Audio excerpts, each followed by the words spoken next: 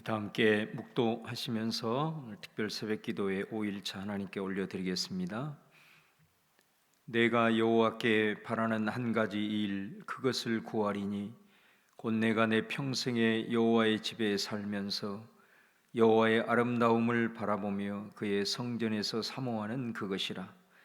여호와께서 환난 날에 나를 그의 초막 속에 비밀히 지키시고 그의 장막 은밀한 곳에 나를 숨기시며 높은 바위 위에 두시리로다. 아멘. 오늘도 이 새벽에 우리를 기억하시고 깨워주시고 또 거룩한 성산으로 불러주셔서 감사드립니다. 하나님께서 우리들을 통해서 귀한 역사를 이루기 위하여 먼저 기도를 시키신 줄로 믿습니다. 가정을 위해서 기도하게 하심은 가정을 통해서 새 일을 이루시려는 하나님의 뜻이 있는 줄로 믿습니다. 교회를 위해 기도하게 하심은 교회 가운데 하나님의 회복과 부흥의 역사를 이루시려는 주의 뜻이 있는 줄로 믿습니다. 나라를 위해 기도하게 하심은 이 민족이 처해 있는 어려운 상황들을 하나님의 능력으로 해결하심을 고백하게 하신 주님의 뜻이 있는 줄로 믿습니다. 주여, 오늘 또 기대함을 가지고 주님 앞에 나왔습니다. 시편 기자의 고백처럼 오늘 이 아침에 여호와의 아름다움을 보게 하여 주시옵소서. 이곳에서 우리에게 다가오셔서 하나님 때문에 오늘 하루가 아름답고 주님으로 인하여서 기쁨과 소망이 넘치는 하루가 되게 하여 주시옵소서. 오늘 또 성도들 기도할 때 친히 주님 음성 들려주시고 아멘으로 화답하여 내 안에 역사하시는 성령의 능력을 체험하게 하여 주시옵소서. 예수님의 이름으로 기도하옵나이다. 아멘. 우리 다 함께 공동 기도문을 하나님께 올려드리겠습니다. 우리 한 마음으로 기도합니다. 시작. 하나님 아버지, 우리 모두가 합심하여 드리는 기도를 들으시고 주 예수 그리스도의 이름으로 응답해 주옵소서. 특별 새벽기도회를 위해 기도합니다. 특별 새벽기도에 참여한 성도들의 기도에 응답하소서. 새벽에 도우시는 살아계신 하나님을 체험하게 하옵소서. 작정한 2주간 동안 하나님께만 집중하게 하시고 절제하게 하시고 오고 가는 길 안전하게 지켜 주옵소서. 특별 새벽기도의 기간 동안 말씀을 증거하는 담임 목사에게 영력을 주시고 지치지 않는 체력을 주시옵소서. 성민교회를 위해 기도합니다. 교회 준공 절차가 순적하게 진행되어 준공 예배를 통해 하나님께 영광 돌리게 하옵소서. 5월 24일에 진행되는 항존직 선거를 주장하소서. 하나님의 뜻에 맞는 일꾼들이 잘 세워지게 하옵소서. 구역 모임과 교회 학교 부서 모임이 정상적으로 회복될 수 있도록 인도하여 주옵소서. 주변 아파트 입주로 인하여 교회가 성장하는 기회가 되게 하시고 방해하는 악한 영들과의 영적 전쟁에서 승리하여 평안하여 든든히 서게 하옵소서. 나라와 열방을 위해 기도합니다. 코로나19의 집단 감염 위기 상황을 잘 극복하게 하시고 학교 개학이 안정적으로 이루어지도록 인도하여 주옵소서. 전 세계적으로 확산되고 있는 코로나 바이러스를 물리쳐 주시고 국가 간의 협력으로 이 재앙을 물리쳐 하루속히 여행과 교류가 자유롭게 이루어지게 하옵소서. 전 세계 교회 가운데 회개운동이 일어나게 하시고 하나님의 창조 질서 회복을 위해 앞장서게 하옵소서. 지역사회를 위해 기도합니다. 교회 주변 지역의 변화로 인하여 새로운 영적인 지도가 그려지게 하시고 성민교회가 복음전도의 사명을 잘 감당하게 하옵소서. 성민교회가 지역과 소통하는 마을 목회의 비전이 이루어지게 하시고 지역의 어려운 이웃들을 구제하는 일에 충실하게 하시고 지경이 넓어지게 하옵소서. 지역을 위해 수고하는 경찰, 소방관, 일선 공무원에게 주민을 잘 섬길 수 있게 하시고 강력 범죄가 사라져 살기 좋은 지역이 되게 하옵소서. 지역의 학교들을 축복하소서. 자녀들이 마음 놓고 꿈을 펼칠 수 있게 하시고 지역의 교회들이 협력하여 복음의 문화들을 세워가는 통로가 되게 하옵소서. 이 모든 간구를 예수님의 이름으로 기도합니다. 아멘. 예, 오늘 시편 16편은 다윗의 믹담이라 이렇게 표제가 되어 있습니다. 이 믹담이라고 하는 뜻이 뭐냐? 다양한 그런 뜻의 풀이가 있지만은 원래 이 믹담이라고 하는 그 말 속에는 조각이라는 그런 뜻이 담겨 있습니다. 그래서 다윗의 믹담이라고 했을 때는 돌판에 철필로 하나하나 새겨 넣는 시다, 그런 뜻을 가지고 있습니다. 그만큼 이 하나님께 올려드리는 시에 또 그 기도에 또 다윗의 이 시인의 마음이 그 정성이 담겨 있다라는 의미로 우리가 받아들일 수 있겠습니다. 오늘은 16편 이 전체를 한마디로 표현을 하면 누가 나를 지킬 것인가, 무엇이 나를 지킬 것인가 라는 것에 대한 말씀이라고 할 수가 있습니다. 내 육체, 그리고 내 기업과 소득, 그리고 내 마음과 영혼을 누가 지키느냐라는 것에 대한 대답입니다. 다윗은 오늘 이 1절을 시작하면서 분명하게 먼저 선언을 하고 있습니다. 하나님이여 나를 지켜주소서, 내가 주께 피하나이다. 다윗은 분명하게 먼저 고백을 하고 있는 거죠. 나를 지켜주는 분은 하나님이시다. 그 어떤 것도 아니고 또 내 자신도 나를 지켜줄 수 없고 하나님만이 나를 지키신다라고 선언을 하고 있습니다. 2절 말씀에 보면 내가 여호와께 아뢰되 주는 나의 주님이시오니 주밖에는 나의 복이 없나이다 하였나이다, 이렇게 말씀하고 있죠. 여기서 보면 주님은 주는 나의 주님이시고 또 주님은 나의 복이다, 이런 표현을 이제 하고 있는데요. 오늘 이 말씀에 대한 풀이가 3, 4절에 나와 있습니다. 먼저 주는 나의 주님이시다 라고 고백을 했을 때는 이 주님이라고 하는 말은 주인이라는 뜻입니다. 주인. 그러니까 주님이 나의 주인이다라는 것은 나는 주님의 종이다, 그런 뜻인 거죠. 그렇기 때문에 나의 모든 소유, 심지어 내 목숨까지도 그 소유권이 하나님께 있다라는 그런 고백인 것입니다. 그래서 이 말씀을 좀 더 실감 있게 우리가 알기 위해서 4절에 보면은 이런 표현이 나옵니다. 다른 신에게 예물을 드리는 자는 괴로움이 더할 거고 나는 그들이 드리는 피의 전제를 드리지 아니하며 내 입술로 그 이름도 부르지 아니하리로다. 여기서 보면 다른 신이 나오잖아요. 주님과 반대되는 그런 말이죠. 다른 신, 우상이라는 것입니다. 근데 여러분, 사실 이 우상이라는 것은 결국은 내 자신을 지키기 위해서 내가 만든 것입니다. 그게 우상입니다. 그러니까 우리가 우상을 섬긴다, 뭐 이런 의미들은 결국 우상이라고 하는 것은 어떤 신적인 그런 능력이 있어서라기보다는 내가 불안하고 내가 그냥 안전하게 내가 스스로 이렇게 살기 위해서 그냥 내가 만들어 놓는 것이라고 할 수가 있습니다. 그래서 거기 보시면 다른 신에게 예물을 드리는 자, 그것이 나를 지킬 수 있다고 생각하기 때문에 그것에 올인을 하는 거죠.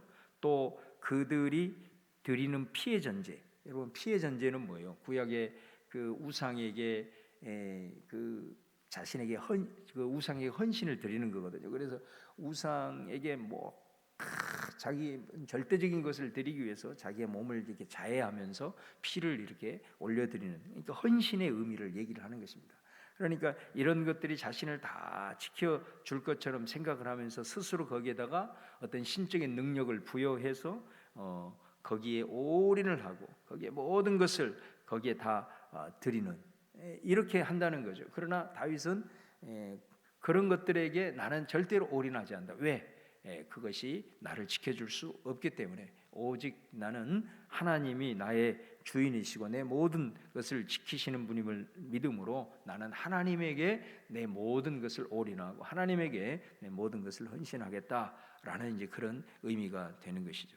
여러분, 마치 우상에게 예물을 드리는 자는 괴로움을 더할 것이다, 이런 표현이 나오잖아요. 그러니까 이거는 우리가 쉽게 얘기를 하면 이런 거예요. 우리가 만족을 얻기 위해서 음식을 많이 먹어. 음식을 많이 먹는데 음식을 많이 먹게 되면 어떻습니까? 이게 갈증이 계속해서 생기잖아요. 마치 그런 거예요. 아무리 먹어도, 만족을 위해서 아무리 많은 것을 먹어도 오히려 더 갈증이 나듯이 하나님이 아닌 다른 것들로 인해서 내 삶에 만족이 되고 또 그것이 나를 지킬 것이라고 생각하고 거기에 올인하면 올인할수록 희한하게 만족이 오는 것이 아니라, 충족함이 채워지는 것이 아니라 더 갈급해지는 것이, 더 갈망하고, 그래서 계속해서 그것에 빠지게 만들어서 결국은 돌아보면 시편에서 표현했던 것처럼 아무런 것이 없는 그런 허상의 그것을 쫓아가는 그런 삶의 모습을 보이게 된다라는 그런 의미인 것입니다. 그래서 주님만이 나를 지키시는 온전한 주님이시다라는 고백이죠. 무언가가 나를 지킬 것이라고 생각하고 내가 부여했던 그것에 내 모든 목표를 두는 삶이 아니다라고 선언을 하고 있는 겁니다. 그 다음에 주님이 나의 복이다라고 말씀을 합니다. 그러면서 3절에 아주 중요한 말을 하고 있는데, 땅에 있는 성도들은 존귀한 자들이니 나의 모든 즐거움이 그들에게 있도다라고 말하는 거예요. 그러니까 이게 사실은 주님이 나의 복인데 그 얘기를 하고 바로 3절에 이 얘기를 하고 있다라는 거죠. 그 말은 무슨 말이냐면 진짜로 하나님이 내게 복, 다시 말하면 하나님과의 내 관계가 잘 설정이 돼 있는 사람은 복을 어떤 상태로 누리게 되느냐면 사람들을 통해서 복을 누리게 된단 말이에요. 그래서 특별히 여기에 보면 성도들을 존귀하게 여길 줄 아는 사람, 이런 사람이 복을 누리는 사람이에요. 또 오늘 말씀해 보면 나의 즐거움이 그들에게 있다, 이렇게 표현을 하고 있는 거거든요. 이런 사람이 복이 있는 거예요. 그러나 우리가 생각했을 때 그 반대로 자꾸 사람을 내가 어떤 복을 얻기 위해서, 복을 받기 위해서 자꾸 사람들을 어떤 경쟁의 상대로 바라보게 되면 그것을 통해서 경쟁에서 이겨서 내가 뭔가를 얻을 수는 있어도 복은 못 누린다 이거예요. 특별히 하나님의 사람들 또 그리고 내 주변에 있는 그 사람들을 스스로가 존귀하게 여길 줄 알아야 사실은 우리의 복은 그들을 통해서 굴러 들어오는 것이다. 내가 가지고 있는 이 모든 즐거움은 그들에게 있다. 그런데 오히려 그 반대로 오히려 그런 경쟁의 대상으로만 생각을 하고 오히려 그냥 그들을 이렇게 힘들게 하고 이런 경우는 절대로 복을 누릴 수 없다라는 것을 말씀하고 있다라는 것입니다. 그래서 하나님이 나의 복이신데 하나님과의 그 관계 속에서 영적으로 늘 주님과 소통하는 그런 사람은 반드시 사람과의 관계 속에서 사람을 보고 기뻐할 줄 알고 사람을 보고 그 귀하게 여길 줄 알고 또 그런 모습을 통해서 그 사람이 복을 누리게 된다라는 것입니다. 그래서 오늘 주님께서 이 다윗이 고백하기를 정말로 주님께서 나의 주인이 되어 주시고 나의 복이 되어 주신다라는 말씀의 의미를 이 3, 4절을 통해서 우리가 좀 깊이 묵상하면서 나아갈 수 있기를 바랍니다. 그 다음에 5절에 보면 또 뭐라고 고백하냐면 여호와는 나의 산업, 기업이고 내 잔의 소득이다, 그렇게 말씀을 하고 있습니다. 오늘 이 말씀을 이렇게 보면서 여러분 하나님이 내 기업이 되시고 또 잔의 소득이다 그런 말을 하고 있거든요. 그러니까 이 잔이라고 하는 것은 뭐겠어요? 이 잔에는 이미 채워져 있는 거예요. 채워져 있는 것을 지키시는 분이 하나님이시다라는 그런 의미이죠. 그러니까 내가 뭐 기업으로 생각하고 있는 것들이 많은 것이 있잖아요. 뭐 내가 열심히 노력해서 쌓아놓은 어떤 것, 또 내가 열심히 노력해서 내가 축적해 놓은 어떤 것, 이것이 뭐 재산이든 자식이든 뭐 아니면 무슨 뭐 명예든 많은 것들이 있다 이거예요. 그러나 하나님께서 내가 쌓아놓은 기업이라 할지라도 지켜주시지 아니하면 그게 무슨 소용이냐 이거예요. 내가 하나님이 내 건강을 지켜주시지 아니하고 내 산업을 지켜주시지 아니하고 내가 쌓아놓은 이 모든 것들을 이미 자네 있는 것들을 보호해 주시는 그 분이 하나님이시다라는 거예요. 그러니까 이 고백을 하고 있는 것입니다. 그러므로 오늘 이 말씀 속에 6절에 보면은 내게 줄로 재어준 구역은 아름다운 곳에 있으며 나의 기업이 실로 아름답도다 이렇게 말씀하고 있다라는 것입니다. 그래서 항상 주님이 나의 기업이 되시고 내 소득의 잔이 되신다라고 하는 이 의미 속에는 이 모든 것들을 하나님이 지켜주셔야만이 그 속에서 내가 진정한 삶의 의미를 누리면서 살아갈 수 있다라는 것을 고백하고 있고요. 그 다음에 또 한 가지 이런 고백을 하는 사람의 특징이 있습니다. 그것은 뭐냐면 7절에 보면은 나를 훈계하신 여호와를 송축할지라 밤마다 내 양심이 나를 교훈하도다. 8절에 내가 여호와를 항상 내 앞에 모시며 그가 나의 오른쪽에 계심으로 내가 흔들리지 아니하리로다. 정말로 하나님께서 나의 기업이 되시고 내 잔의 소득이 되신다라는 이 고백을 가지고 있는 사람들의 특징의 한 가지가 뭐냐면 훈계하시는 하나님의 음성을 들을 줄 안다는 거예요. 그리고 여기 보면 내 양심이 나를 교훈한다 그러잖아요. 그러니까 양심이라고 하는 것은 히브리어로 원문이 뭐냐면 콩팥이에요. 우리 장의 가장 은밀한 곳에 있는 이 콩팥이라는 단어를 통해서 양심이라고 해요. 그러니까 양심은 뭐냐면 하나님께서 이 양심을 통해서 내게 호소하는 통로다 그렇게 얘기를 하지 않습니까? 그러니까 여기에 보면 훈계한다, 교훈한다 이런 표현이 나온다는 거죠. 그러니까 진짜로 하나님께서 내 기업이 되시고 내 잔의 소득이고 내 모든 분깃을 지키시는 분이다라고 고백하는 사람이 가지고 있는 특징은 뭐냐면 하나님께서 순간순간 내게 훈계하시고 내게 양심에 호소하시는 그 소리를 들을 수 있다. 그래서 오늘 재밌는 표현이 8절에 그런 표현이 나와요.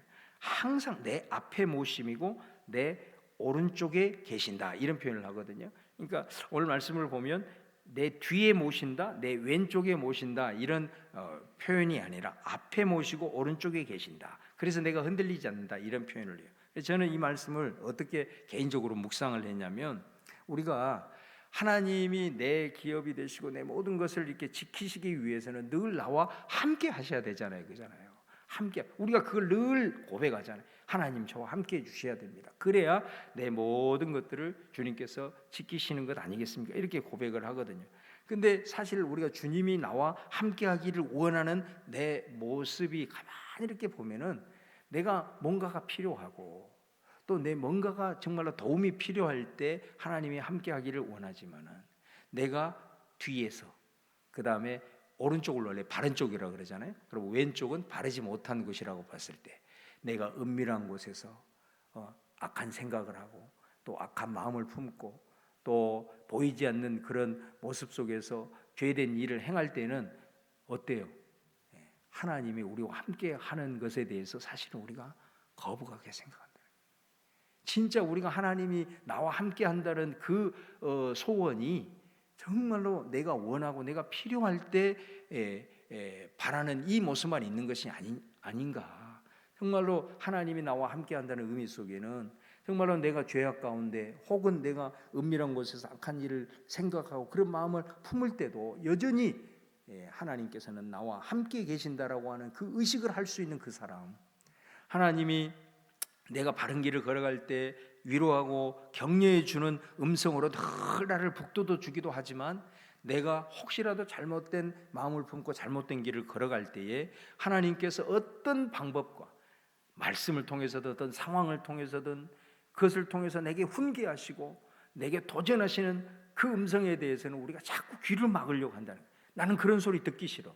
나는 위로의 음성만 필요해. 그런 게 아니라 이런 훈계의 음성, 교훈의 음성도 정말로 겸비하게 들을 수 있는 그 사람, 바로 그 속에서 하나님의 지키시는, 우리가 정말로 일례로 우리 부모들이 자녀들의 삶을 잘 지켜주고 그들을 바른 길로 인도하기 위해서 좋은 말만 하지 않잖아요. 사실은 때로는 우리가 잘못 갈 때는 정말 부모의 마음이 찢어져도 채찍질 때로는 그하잖아요. 근데 그거를 거부하는 아이들은 부모가 아무리 능력이 있어도 그의 삶을 못 지켜줍니다. 그와 똑같은 원리라는 거죠. 우리가 하나님 앞에 내 양심에 호소하시고 내게 훈계하시는 그 음성이 어떻게 보면 나를 지금 이 상황에서, 내가 지금 흔들리고 내가 무너질 수 있는 이 상황에서 나를 지금 지켜주시고자 하는 아버지의 마음이 담겨 있는 거거든요.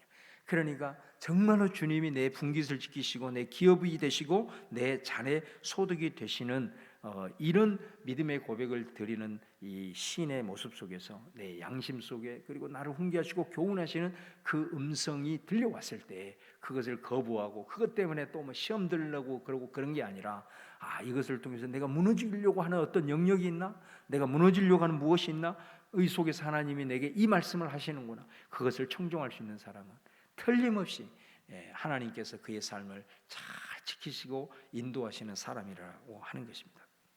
그래서 오늘 이런 깨달음을 시인이 고백을 하면서 이 깨달음 속에서 9절 말씀에 이렇게 얘기를 하는 게, 내 마음이 기쁘고 내 영도 즐거워하고 내 육체도 안전히 살리다. 여러분, 우리 기도할 때 그런 표현을 하잖아요. 영육간의 강건함을 주옵소서. 바로 그 표현이에요. 내 마음도 기쁘고 내 영도 즐겁고 내 육체도 안전히 거하는, 바로 이 깨달음이 뭐냐, 바로 1절에서부터 8절 말씀까지 주님께서 나의 주인이 되시고 주님이 내 복이 되시고 내 산업과 소득이 되신다라고 하는 이 깨달음이 확 왔을 때 그냥 내 마음과 내 영과 내 모든 육체가 안전히 살 것이다 라고 하는 믿음의 고백으로 나가고 있는 것을 보게 됩니다. 오늘 이 말씀을 통해서 오늘 하루도 주님 때문에 오늘 하루가 아름답고, 오늘 주님 때문에 오늘 이 깨달음을 가지고 어떤 상황도 내 마음의 기쁨과 영의 자유함을 빼앗을 수 없는 그런 은혜를 누리는 오늘 하루의 삶이 되시기를 주님의 이름으로 축원합니다. 기도하겠습니다. 나의 주님이시오 나의 복이신 하나님, 주님이 나를 지켜주시기를 원하고 내 육체를 지켜주시고 내 마음과 생각을 주장하여 주시고 평강을 잃지 않게 하시고 내 영혼을 지켜주셔서 아버지 하나님, 주님을 향한 내 믿음이 변치 않도록 하나님 인도하여 주옵소서. 오늘 말씀이 우리들의 영혼 깊숙한 곳에 새겨지게 하여 주시옵소서. 다윗이 이 말씀을 철필로 돌에 하나하나 조각하고 새겼던 것처럼 우리들의 신비에 오늘 이 말씀이 새겨져서 그 어떤 상황도 내 하나님께서 내게 주시는 기쁨과 자유함을 빼앗을 수 없도록 하나님께서 함께하여 주시옵소서. 내 앞에서 내 오른쪽에서 늘 계시는 그 하나님을 의식하면서 살아갈 때에 아버지 하나님께서 내 길을 생명의 길로 인도하심을 믿사오니 오늘 그 주님 때문에 오늘도 웃을 수 있는 멋진 하루가 되도록 우리 성도들을 지키시고 축복하여 주옵소서. 예수님의 이름으로 기도합니다. 아멘. 우리 주여 한번 부르고 간절하게 통성으로 기도하겠습니다. 주여, 할렐루야. 아버지 하나님, 주께서 오늘 아버지 하나님의 저희들에게 아버지 하나님 귀한 생명의 말씀으로 채워주시고 인도하여 주셔서 감사를 드립니다. 그 어느 것도 내 자신도 나를 지킬 수 없습니다. 오직 하나님만 나를 지킬 수 있음을 고백합니다. 오 하나님, 오늘 다윗처럼 오직 주님만이 나의 주인이 되시고 내 모든 소유권과 내 모든 생명이 권한이 하나님께 있음을 겸손하게 고백하며 나아갑니다. 주님이 나의 복이 되십니다. 그 복의 통로로 많은 사람들을 주셨습니다. 내 가족을 주셨고 내 아버지 하나님이여 사랑하는 믿음의 동력자들을 주셨고 또 내가 살아가는 수많은 사람들을 주셨습니다. 그들을 통해서 복을 누리고